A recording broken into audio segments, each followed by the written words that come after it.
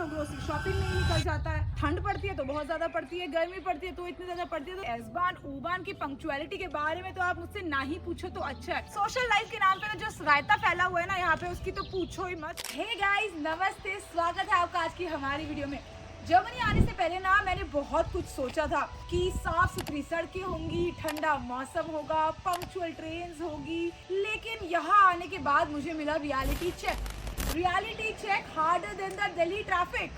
आज की वीडियो में मैं आपको बताऊंगी कि अगर आप यहाँ पर आ रहे हो तो जो सोच के आप आते हो ना वैसा वैसा होता है कि नहीं, तो एक्सपेक्टेशंस क्या थी, रियलिटी में क्या मिला, आज की वीडियो में वही बताऊंगी। तो बिना किसी देरी के फटाफट से शुरू करते हैं। यहाँ आने से पहले सोचा था दुनिया घूमूंगी, यूरोप में आ जाएंगे तो भाई हर हफ्ते एक नया देश, हर हफ्ते स्विट्जरलैंड, ऑस्ट्रिया, इटली, बेल्जियम और पता नहीं कहाँ का। लेकिन यहाँ आने के बाद पता चला कि वीकेंड तो ग्रोसरी शॉपिंग में ही निकल जाता है, और अगर उसके अलावा कोई घूमने जाने की सोचो तो 200 यूरो की ट्रेन टिकट, उसके बाद रहने का खर्चा, खाने का खर्चा और पता नहीं क्या क्या। तो जो सपना था ना कि हर हफ्ते नया देश घूमेंगे, नई जगह घूमेंगे, नई वादियों में जाएंगे, वो सपना ही रह गया। और ऐसा नहीं है।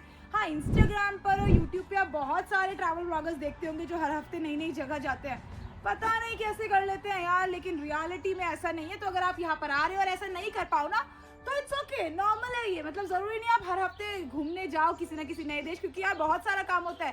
घर साफ करना है, खाने में क्या बनना है, स्टूडेंट्स है तो असाइनमेंट की चिंता, नौकरी मिलेगी कि नहीं मिलेगी उसकी चिंता, क्योंकि रिसेशन इतना ज्यादा है।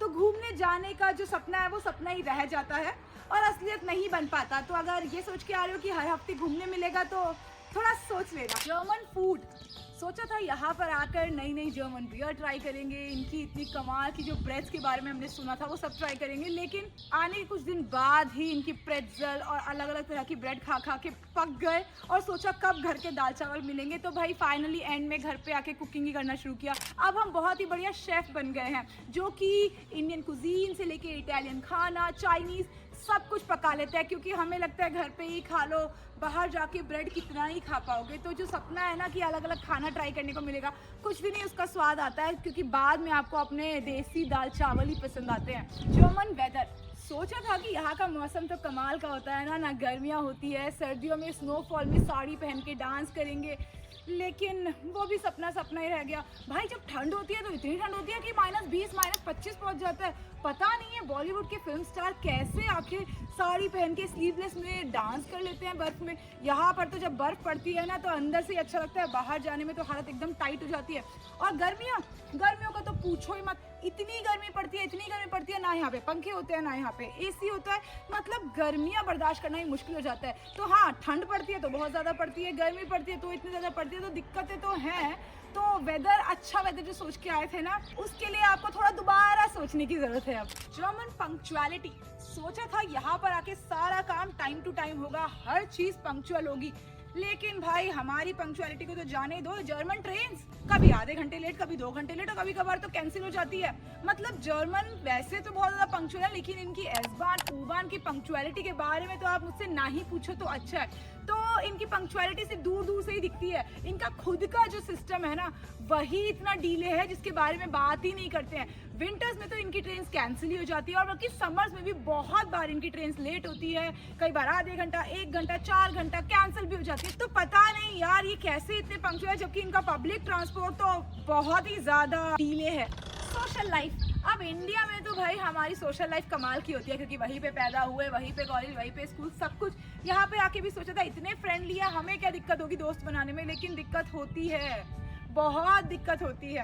मतलब अगर देसियों के साथ दोस्ती करोगे तो कंपटीशन इतना ज़्यादा है कि वो आपको ठहरने ही नहीं देते। अगर आप जर्मन्स के साथ दोस्ती करना चाहोगे तो लैंग्वेज बैरियर के चक्कर में आपको काफ़ी दिक्कतें हो जाती हैं। तो सोशल लाइफ आपकी बहुत ज़्यादा अच्छी है नहीं यहाँ पे, क्योंकि आपको दोस्तों से मिलने के लिए भी ना हफ्तों पहले प्लान बनाने पड़ते हैं, उनसे पूछना पड़ता है कि सैटरडे फ्री हो, इस सैटरडे नहीं तो अगले हफ्ते नहीं तो उसके हफ्ते, मतलब 2-2 4-4 हफ्ते पहले प्लान्स बनते हैं। सोशल लाइफ के नाम पे तो जो रायता फैला हुआ है ना यहाँ पे, उसकी तो पूछो ही मत, क्योंकि स्पॉन्टेनियस प्लान्स तो यहाँ पर बिल्कुल नहीं होते हैं। हाँ, क्योंकि यहाँ पर आपको दोस्तों से मिलने के लिए भी अपॉइंटमेंट्स लेनी पड़ती है। यहाँ आने से पहले सोचा था बहुत सारे जर्मन दोस्त बनाऊंगी, अक्टूबरफेस्ट में पार्टी करेंगे, बियर पियेंगे, लेकिन यहाँ आके तो कुछ और ही मिला। रियलिटी हिट्स डिफरेंट, और यही तो इसकी खासियत है। लेकिन जर्मनी ने मुझे सिखाया है इंडिपेंडेंस, पेशेंस, और साथ ही साथ 5 यूरो में एक दिन कैसे सर्वाइव करते हैं। तो अगर आप यहाँ पर आने वाले हो ना बड़े बड़े सपनों के साथ, तो थोड़ा सा देसी जुगाड़ भी पैक कर लेना। इस वीडियो को उन सबके साथ शेयर कर दो जो आने वाले हैं बहुत जल्द जर्मनी, ताकि उन्हें थोड़ा सा कम शॉकिंग लगे। आपसे मिलते हैं अगले वीडियो में, तब तक सी यू, चाओ। इतने साल रहने के बाद भी एक जर्मन दोस्त है आपसे